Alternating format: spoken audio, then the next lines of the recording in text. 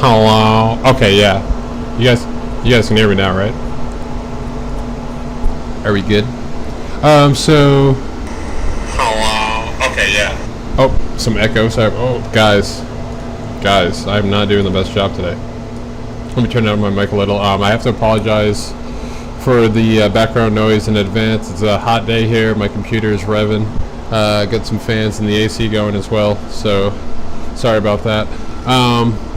Improvazi, what's the reason for this? Well, a couple Sundays ago, it's actually almost been a month now, which is great. I'm loving the turnout. I hope people are enjoying this, but basically what we do is we start off with the Schumann Resonance. We kind of just I answer a lot of the viewers' questions, a lot of the followers and that sort of thing, and then we kind of just we discuss the Schumann Resonance, what's going on with the patterns, are there patterns, what does it even mean? How does it affect us, that sort of thing. I mean, the past 3 streams I've kind of just started out with how to read the charts. A lot of people still are having trouble reading the charts, so I just want to help out there. You also said you guys talk how cool you are trying to understand the graphs. That's actually funny because a couple days ago, that's something I was thinking about, is that a lot of people on Twitter and a lot of people on social media, the reason it seems like I don't want to say this I don't want to be rude about this, but it seems like the dumbest people have the loudest microphone.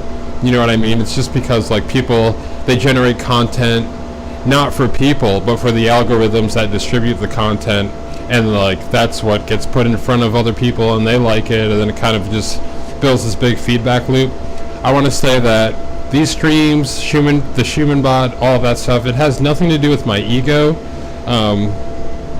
For me, it's about sharing knowledge, sharing information, just bringing people together to discuss these things, just give people an opportunity to interact with people similar to them, people interested in topics and that sort of things that other people are also interested in. My main point was that I make content for people and not for the algorithms. And I think that's critically important, and I don't think a lot of content creators and people in the community are doing that sort of thing. Do we have any Schumann Resonance related questions though? I do want to say, Ruth, if you're here or if you're going to watch this playback, I apologize. I know I said in the last stream that I would go through and do some research on the Q factor and try to figure that out and give you an answer for this stream. I looked into it. I get it, but I don't want to give disinformation or misinformation, so we're gonna skip that for this stream, unfortunately. And yeah, I apologize for that. Ohayo gozaimasu, Carrie. Oh boy, I guess this is going to be a little like the last stream. I'll just sit around and wait for questions. This is kind of going to be in a Q&A format. I honestly did have something planned. Last week was kind of a lot for me. Had a lot going on. So I didn't necessarily get around to it. Again, this is not my full-time job or anything. It's just something that I do, something that I enjoy doing. It's more like a hobby. So yeah, I mean, I'd love to ramble about some things, I guess. It's Schumann Sunday, this COVID thing is crazy. I mean, if you want to go out and get the vaccine and be a beta test for CRISPR, that's good on you. I don't know are you guys familiar with CRISPR? It was a big thing last year, 2017, around that time. Basically it's a new technology that's being used to modify DNA. And in my personal opinion, I don't want to necessarily be I don't want to be a genetically modified human. Miranda Hamlin says, okay, I do have a question, I guess. I can read the main graph fairly easily, but the line graphs I don't quite understand. You know what? In all honesty, me neither. I get them, but to extract like critical information from them is still kind of difficult for me, even with like a computer science background and that sort of thing. But let's look into it.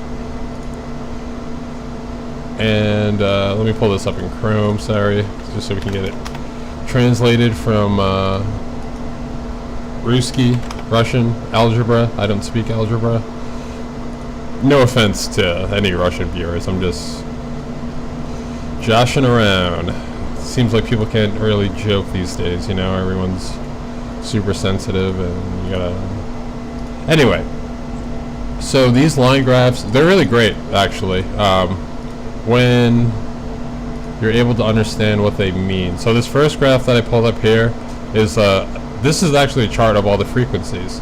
And so you see here, and the way this chart's formatted is like they're trying to stick 4 charts onto one, so it does make it a little difficult to read. And if like you feel like you have a hard time understanding this, it's not really you. It's kind of like the format. It's not the best format at all. But basically,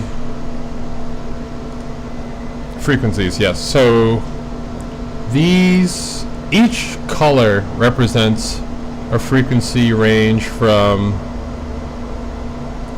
the Schumann Resonance. And so like basically the A1, the white frequency, this line here, this goes from 3 to 61 hertz. A2 would be from 2 to 26 hertz. A3 would be from 1 to 18 hertz. A4 would be 2 to 16.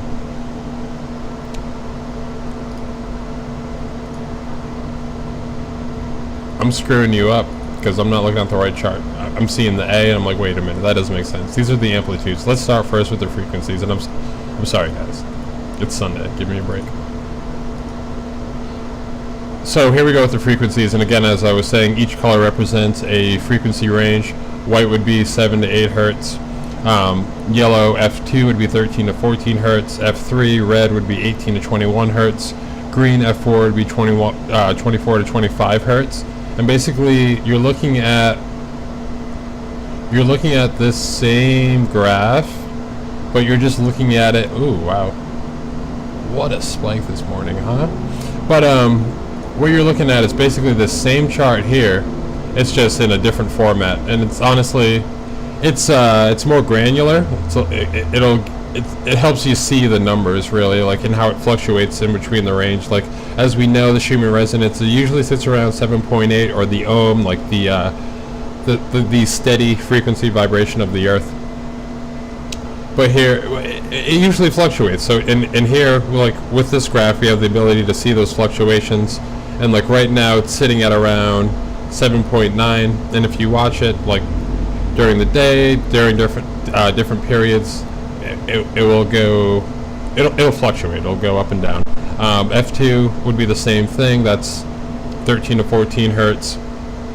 And it's confusing because like now you're gonna look at this yellow line, but you have to match up the numbers with these yellow numbers as opposed to these like white or red. Like, just match the colors up and you'll get it. So like around right now it's sitting around 14.38 hertz. You can see that little line going across there, and that like kind of just indicates like the specific frequency as opposed to like the standard chart where it's like, you know, it has every frequency from 0 up to 40, and then it's like, it's kind of hard to see like really what's going on. You don't like necessarily have that granular information.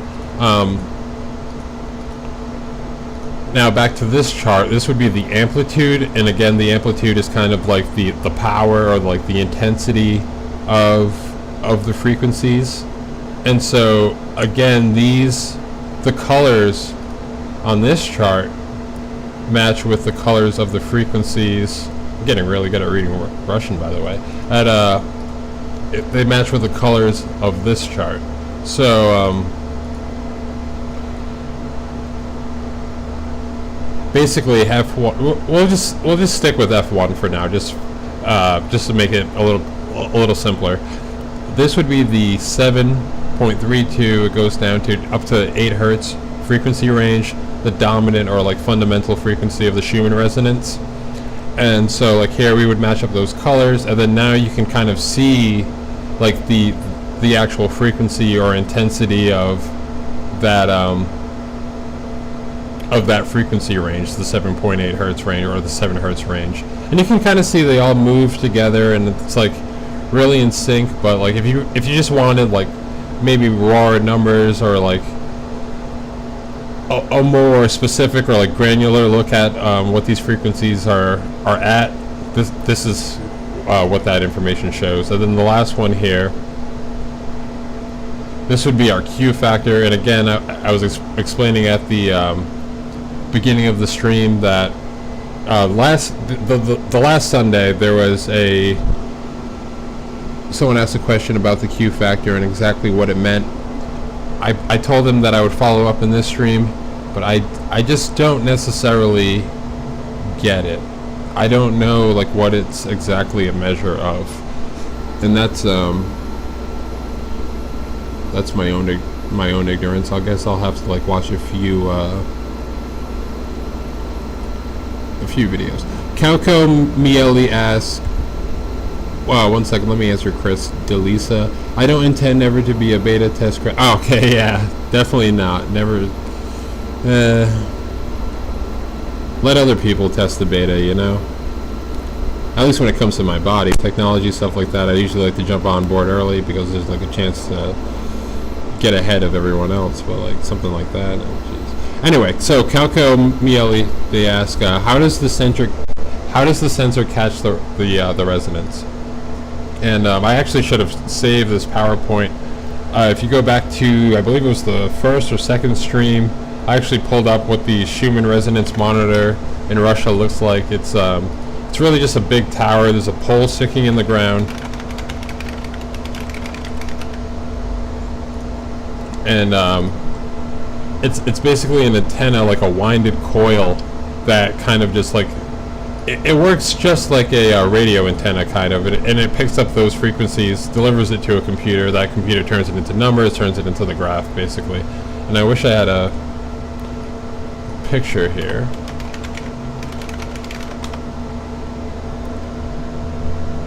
Oh boy.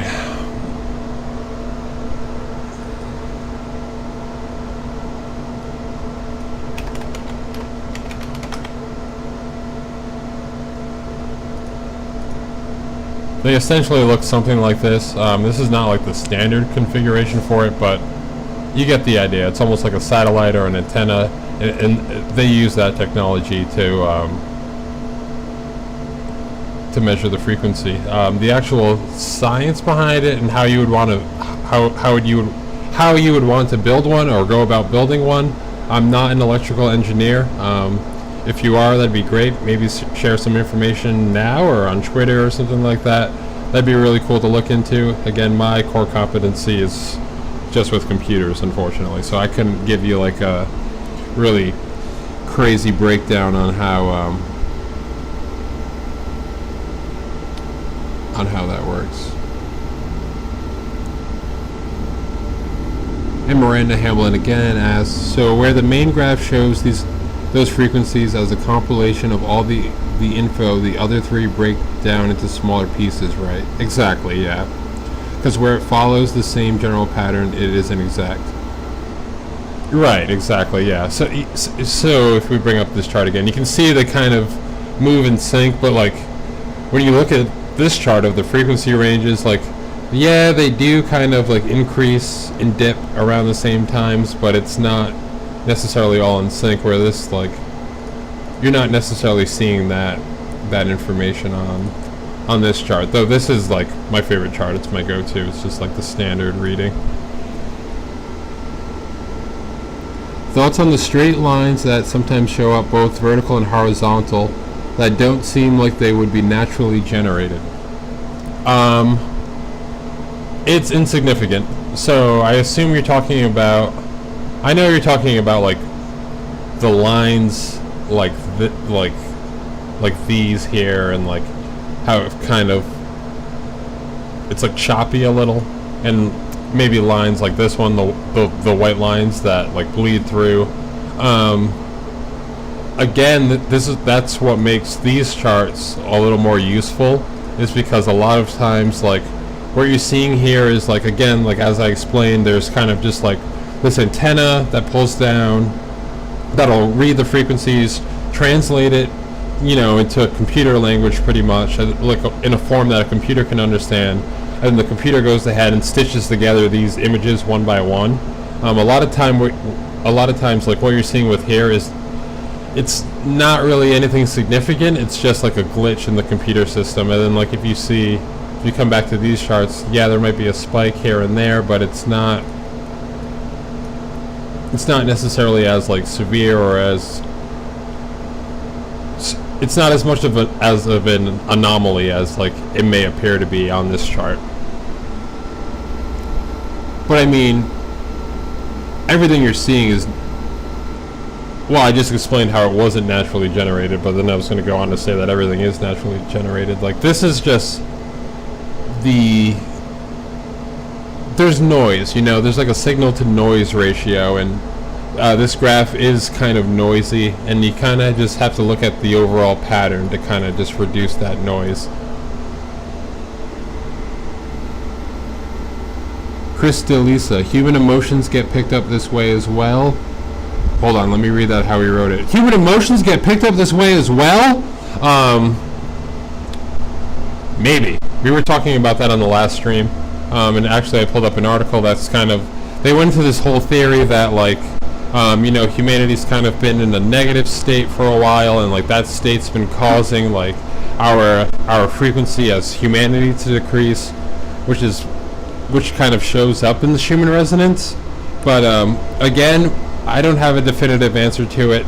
I wouldn't necessarily believe anyone that claims to have a definitive answer to that yet, because there's just so much we don't know, like, and we don't even know what we don't know, you know what I mean. But basically, we were talking about how there could be a relationship between the human energy, like the human electromagnetic system that's like naturally generated by the brain and the heart, and the Schumann Resonance. And we were talking about how like one could affect the other in tandem. My personal belief is that the Schumann Resonance, like being a larger frequency source, like larger waves, it has more of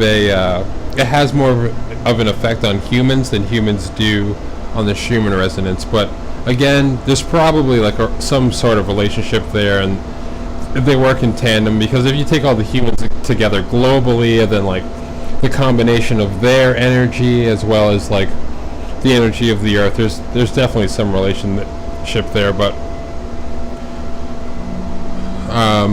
I don't necessarily have a definitive answer. But I mean, the Schumann Resonance is kind of the signal that regulates. There's I'm not going to pull up the paper or anything, just because it's going to be a waste of time for me to try to look for it. I forget where I read it. I'll compile some information and I'll update the website soon enough.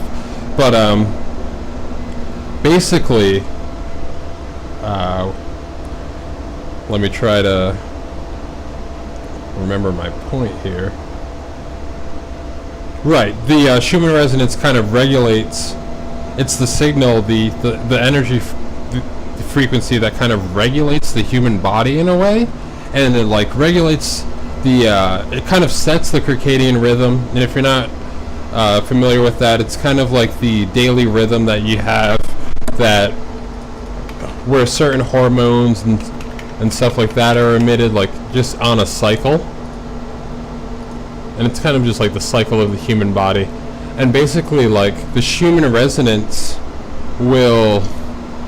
there's a lot of research out there, and I'm not necessarily someone that's too big into scientism, but I like the scientific sources because they break it down in a way that it's, like, tested, they can verify.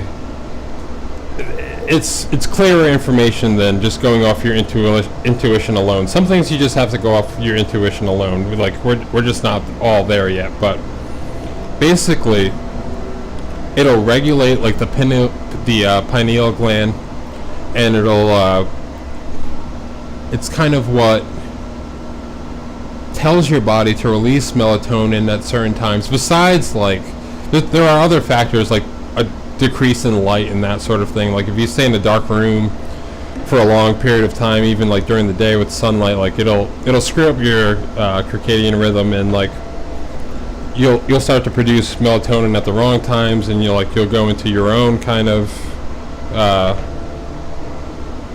your own kind of cycle. But basically it's what dictates like the secretion of these hormones and that sort of thing. And my point with that is that it's been shown that like a majority of like psychology and human emotions are like dictated by the hormones in your brain. So like, does the Schumann resonance affect human emotion? It's very likely. I'm not going to say yes or no. I'm not a person that's like an absolutist. I'm not like an absolute thinker. I don't say. I always keep some degree of skepticism. You know, like strong opinions loosely held. I think that's like kind of like the best way to go about things, because as you get more information, you get new information, you kind of have to integrate it with the information that you already have. And sometimes you even have to destruct your prior belief systems and like use your new information to build up better belief systems based on that new information. And that's kind of like what I call relative thinking, as opposed to absolute thinking, where like, no, things are this way and it has to be this way, and like, yes, the Schumann resonance affects your emotions, and like, I'm not that kind of thinker.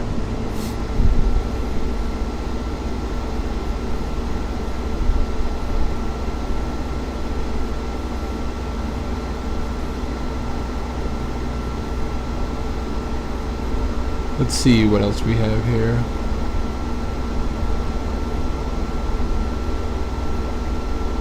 Marina Hamblin again says, I agree with you that it is easier to look at it in a more meta way to see how the larger patterns work rather than digging into the fine details, though they are still important. Exactly. Like, I feel like you have to start with the larger patterns before you can get that detail. Eros Love. Wow, I missed the live video. It's okay. If you missed the live video, you can go back and watch it. I'm thinking about taking these live videos and kind of just like cutting up the important parts, or maybe doing a summary, like maybe each month or something, that kind of just summarize what we've talked about, because the videos are kind of long, just because I want it to be interactive. I want you guys to ask questions. I want to answer them as honestly as I can. I want you to present your ideas, and I'll present those ideas on the stream and that sort of thing. It's kind of like a seminar that we have going on here. And in the future, I do actually want to I know last year we had a Discord going, and I just kind of like, I stopped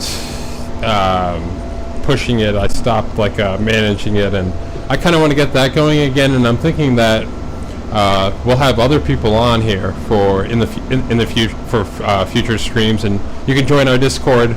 We'll hop in a voice chat, maybe as well as a video chat, and you can get your opinions on the stream as well. I guess like call-in radio, everything that's old is new again, right? There's nothing new under the sun. Is it possible to hear when the Schumann rises? I am hearing VLF when these spikes. You'd have to be an incredibly sensitive person for that. These are way below the human sonic range. The human sonic range stops around like 60 or 80 hertz. Like, these are frequencies that you'd more feel than hear necessarily. Like, if you have tinnitus, that's unfortunate, but it's most likely not the Schumann resonance, even though that may like set off your tinnitus.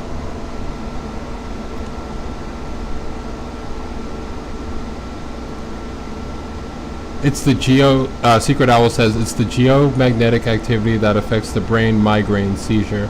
Yes, and I've talked about that on previous streams, that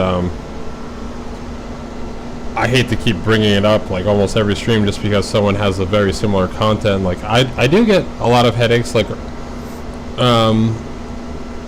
either during spikes or also when the Schumann when like the frequencies aren't very active, but also in the past, and this is like one of the reasons decided to create Schumann Body was because like I had a girlfriend that like she'd wake up in the middle of the night and like the Schumann would spike and then she'd have a seizure. It was insane.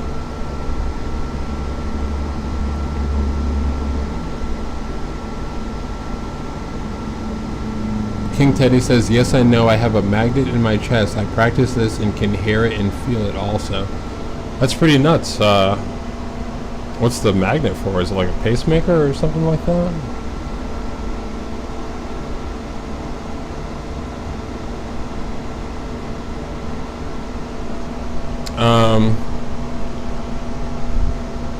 You know, guys, I need something to spiral out on today. Usually these streams end with us leaving the Schumann Resonance, and then we go talk about other insights and things about life and like fringe topics and that sort of thing.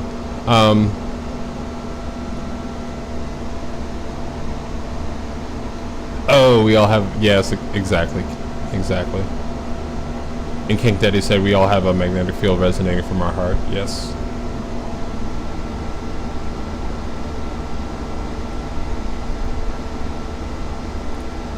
Yeah, Miranda, definitely go check out the archives and try to figure that out. Yeah, it might be kind of alarming. It's kind of scary.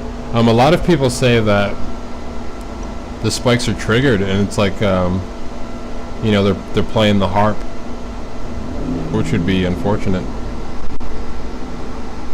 Believe in the event or not? And that was asked by Sajina W. Chip.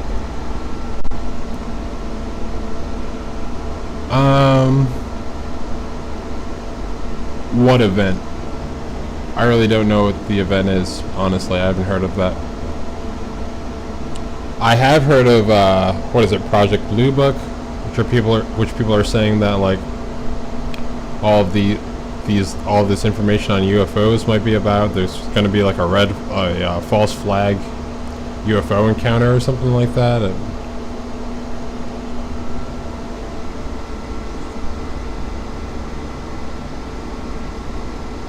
Hello, Kiki Love. Hope you're having a great Sunday.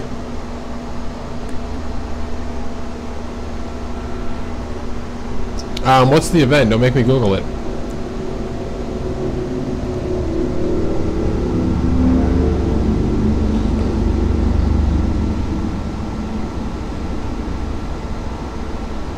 Darren Rentruck says, could you expand on your Twitter comment about seeing vibrations? Great. A lot of people were talking about, in the comments there, feeling vibrations. That's kind of like the first level to it. So basically, like, all of us have these latent psychic powers that we kind of just have to tap into.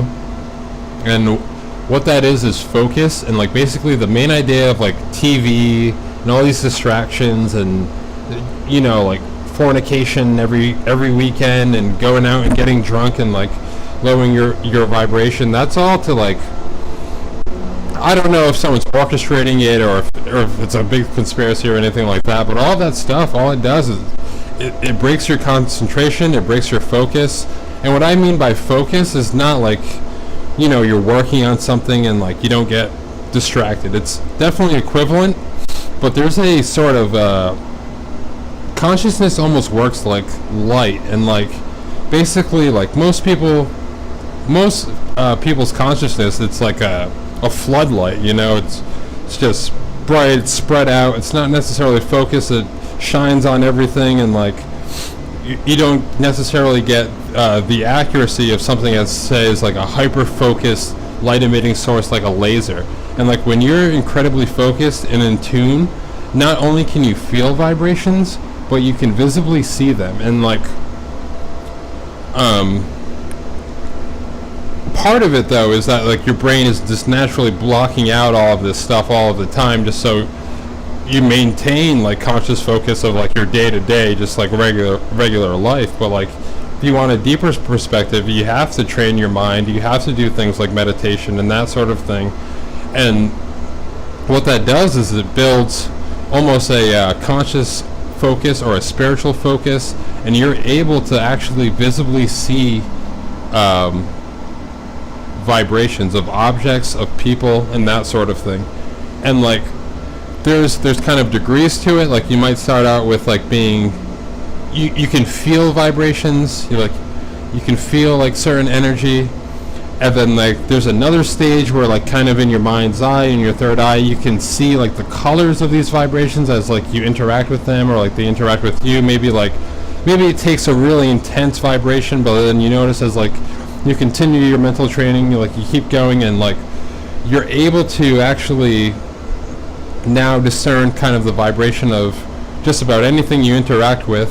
And then there's like the next step above that where you're actually able to visibly see vibrations and auras. And like some people, if you're like in tune, and maybe like you only, okay, so like maybe you only like you can only see vibrations in like your mind's eye, like you can like see the color and like that sort of thing. But maybe you encounter someone with like an incredibly strong aura, an incredibly strong mind, or like a very high state of consciousness. When you interact with them, you actually, and like you're able to focus on them and like their energy, you can actually see their aura just kind of like misting around them. It's very intense.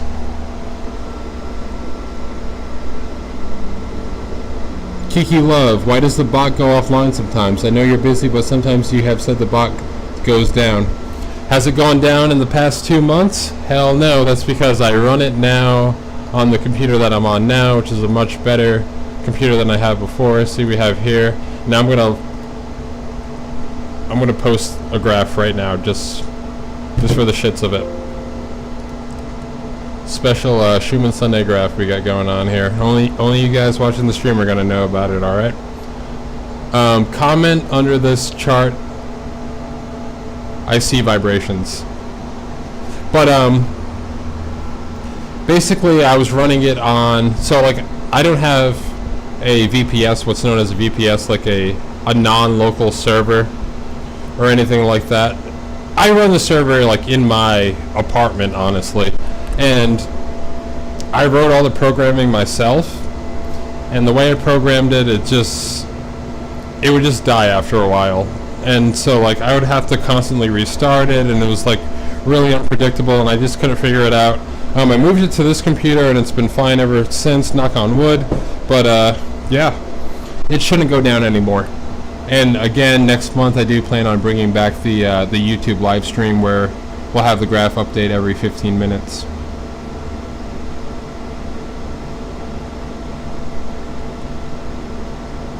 Bearded Wolf, you're a wizard, Harry. Exactly. Hagrid was talking to everyone. Secret owl, I see dead people. Yeah, watch out for the shadow people. They'll get you. Iman M, what about dreams? What about dreams? How does the Schumann Resonance affect dreams? Like, what are dreams? What do you experience during dreams? I can just ramble on and on about dreams because it's a very interesting concept to me.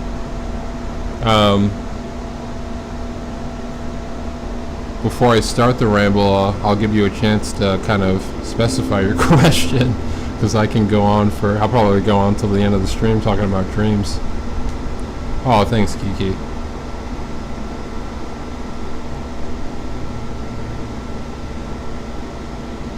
You get about 30 seconds, Iman, and then I'm gonna spiral out of control and lose focus.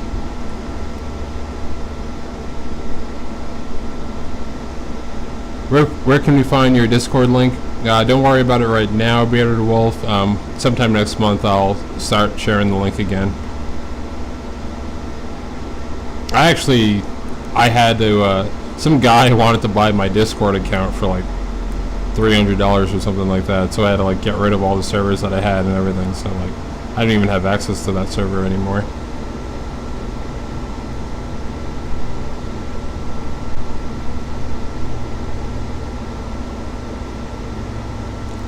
Yes, Kiki, we are on the same Instagram. It's just not that active anymore. I don't even know what to post on it. It's really hard to get access to be able to make a bot for Instagram or Facebook, so it's like I would love to do it. I just haven't had the time. I do want to just like share random information, memes, that sort of thing on the Facebook, but I mean on the Instagram, but it's just another one of those things. Just another thing to add to the list, you know. Okay, so I'm going to start rambling about dreams now. Dreams are very interesting to me. What I've been taught is that dreams are sort of like basically what happens is like, let's start on the lower frequencies first, like the material aspect of it. Like when you go to sleep, it's very interesting because like your left brain is the only part of your brain that actually goes to sleep. Your right brain is still awake, and that's like kind of what you're experiencing. And dreams are actually like a reality. They're real. They're not like outside of this reality. They exist within this reality, therefore they are reality. And like basically what dreams are to me, like what I've been taught is that like, and this is more in the material sense, is that dreams are like a way for your brain to figure things out. Like, so like when you go to sleep, what happens is like your right brain is kind of like the part of the brain that's not, it's the fantasy part, it's the mystical part, it's not necessarily the most organized, and like it thinks in terms of symbols. It'll you interact with it in terms of symbols, and that's the information that you get from it. Like basically like what your brain is doing is like taking all the things that you've experienced and are experiencing, it's like your subconscious mind, and it's trying to kind of just like sort it out and figure out like what would happen if this happened, or if I did this, or like I were in this situation, or it's a very interesting thing. But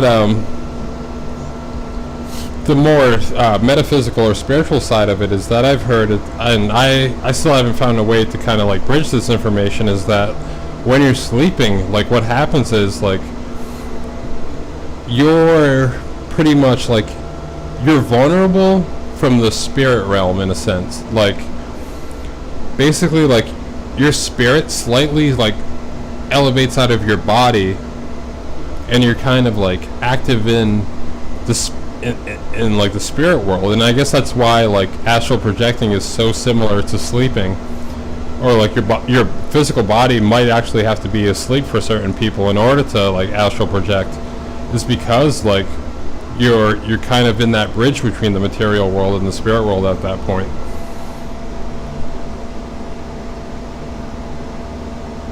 Cheyenne Page, I see people I have never met before. Do you think they are real in dreaming too?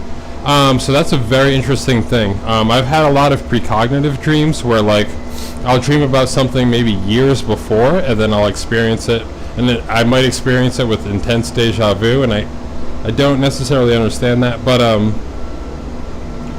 so there's kind of two sides to that. Like what I've always heard is that everyone you see in your dream you've seen before in real life, which I don't necessarily believe, but like then again necessarily like everyone you see is like kind of like going into your right brain, like, and they're all existing in your subconscious, and like it may be possible that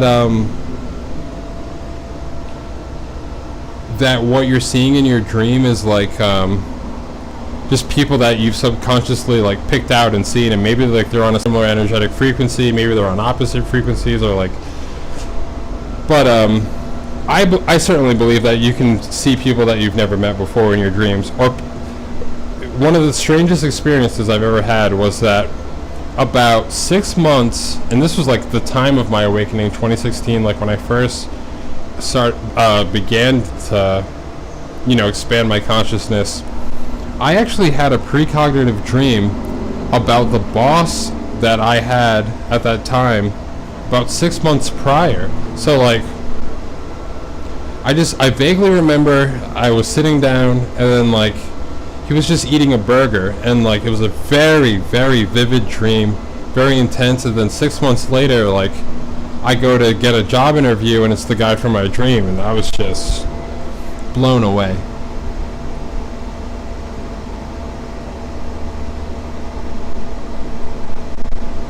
Dreams are something I'd like to look into a lot more. I've never read I've like read cursory stuff about like the Jung's theories on dreams and that sort of thing, but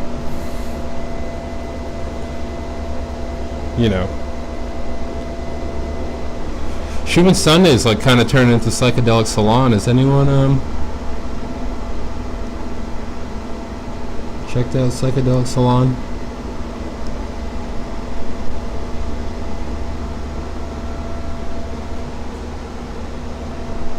Check that out when you get a chance.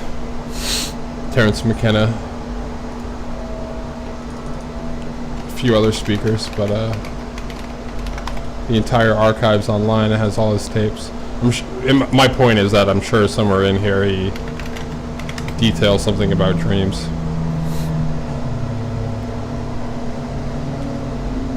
I mean, to even go on more about dreams, we're always in a dream state. Like, well, it's more like we're hallucinating, but like, even this world that we live in now is kind of just like an intense dream. It's just that our left brain is awake to experience and organize it and kind of like turn time linear and distort things.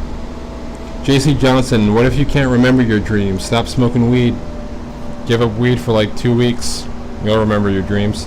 But no, seriously, if you can't, well, yeah, that is serious advice. If you can't remember your dreams and you smoke a lot of weed, stop smoking weed. That's the first thing. Just for a couple of weeks, just try it out. You'll have incredibly vivid dreams. You'll start remembering your dreams a lot better. The second piece of advice, maybe you don't smoke weed, that's fine. Keep a dream journal. Every single day that you wake up, first thing that you do, don't start scrolling Twitter or anything like that. Just write down your dream. Kiki Love, what do you think about shrooms? I've had a funny experience with shrooms. I'll first say that I absolutely love mushrooms now, but and I actually do. I'm starting to believe Terrence McKenna's stone ape theory that like it's kind of what drove the apes in like the early Sahara Desert to kind of expand their brain and become consciousness and like develop tools and eventually evolve into humans. Just because it doesn't seem like there's anything else that could have done it besides like maybe an interference from like an alien species or something like that, which is it's not it's far-fetched, but it's also in the realm of possibilities. Like it could have just been like a natural thing that occurred like kind of overnight, but who knows. But I really believe in psychedelics. Last year I was like kind of in a deep depression. Some stuff was going on in my life, but as well as like Schumann bot, and I just started microdosing so I would microdose for like a month and then trip hard at the end of the month, and then I did that for like 3 months and I feel great. Like I don't even have to. I would love to take some shrooms, soon, but like I don't even think about it. That's the beauty of the substance. It's that psilocybin isn't addictive. Like I don't think it's the panacea, but I think it's really good for people that are maybe susceptible to like certain mental health problems, or like they've had past trauma or something like that. Like if you've never taken psychedelics, like go ahead and try it. I'm not condoning people to go out and try psychedelics, but I'm saying that it may be something to think about. The Book of Enoch. What is that about? Why did you say that? The Book of Enoch is great, though. Enoch was the first Hermes Trismegistus, and then there were a few others like King Kush, and then a few after that. Can anyone control dreams can wake up and go back to the same dream? Yeah, that's called lucid dreaming, Cheyenne. A question about E.T., okay. Yeah. Oh, Book of Enoch is where, doesn't Enoch go up into like a ship or something like that and see like the white walls, or Yeah, lion's mane is amazing, Kiki. That's great. So this guy Paul Stamets, he was like in the 60s, the early like psychedelic research movement with like Terrence McKenna, Timothy Leary, those guys. He has a nootropic stack that I actually tried for a bit of time, and this was like during my microdose experience. It was really, it worked really well. So here you take about 0.1 to a gram of psilocybin, you mix it with 5 to 20 grams of lion's mane, and then you also take niacin to reduce the effects of the psilocybin, and you just feel wonderful. And apparently, like, what it does is it helps maintain neuroplasticity in the brain, and pretty much that's the most important thing if you want to keep your mind into old age. A lot of what happens is that, like, with older people that develop Alzheimer's and that sort of thing, is like their brain, their neurons aren't necessarily like neurons that fire together wire together, and like if you're not active and like all you do is you sit on the couch in the home and like maybe you'll play like a game of bingo or two, your mind's not that active. You have to keep your mind active, and like naturally they say like around the age 25 or 26, like neuroplasticity in the brain like starts to naturally decrease. But you can do things like actively doing math and like working out your left brain, as well as like reading creative stories, writing creative stories to work out your right brain, and like help maintain neuroplasticity plasticity in the brain. And that's like the main thing to kind of just maintaining your mind, is like to maintain neuroplasticity. And like this nootropic stack is like optimized for that, and it'll keep you sharp until you die, pretty much. It's like the main thought there. Sajina W. Chip, I've seen him on Rogan. Yeah, that was a great episode.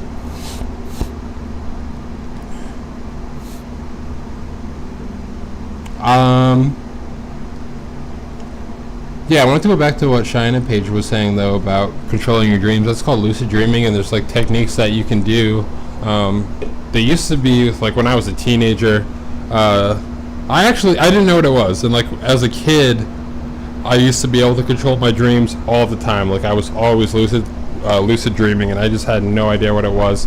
And usually, what would trigger it is that like someone would like threaten to kill me, or like almost like kill me. Like this, for example, this one time I remember like most of my dreams like going back to when I was about 7 or 8 years old. But anyway, this was in middle school for me at the time. I had a dream that like this kid I knew was going to shoot me, and like right before I got shot, like I remember like consciously in my dream I was like, well, even if you shoot me, I'm not going to die. This is only a dream. And like that's kind of like the moment that sparked it for me, and I was like, okay, now I can fly around, I can do this and that, and I can do whatever I want. In high school, I again, as a teenager, like just browsing 4chan and stuff, there was a lot of these guides for how to lucid dream. I want to see if I can find those, because those are nostalgic. But it's actually the best information you can get on lucid dreaming. They have all the wake back to bed methods and like that sort of thing. I'll post it for Schumann Sunday, actually, just for some nostalgia. Maybe some of you guys were here for this, maybe not, that's okay. But like it's basically a huge chart and a guide to like how to lucid dream, and I was really into that in high school. And like basically like one of the main techniques you can do is like put a marker on your hand or something like that, just like a little mark, and check it throughout the day, just so that you realize that you're awake. And then like that'll seep into your subconsciousness. You have to do it about like 40 times to make it a habit. And then like basically like what you're doing is like programming your subconscious mind, and like when you're in your dream, you'll end up checking your hand, and if like you're conscious enough, you'll look at your hand and you'll say, usually you won't see 5 fingers. If you look at your hand in a dream, you'll see like 4, you might see an extra finger. But if it's very likely that you won't see the mark on your hand, and like that's an indication that you're dreaming, and then you can like wake up from there.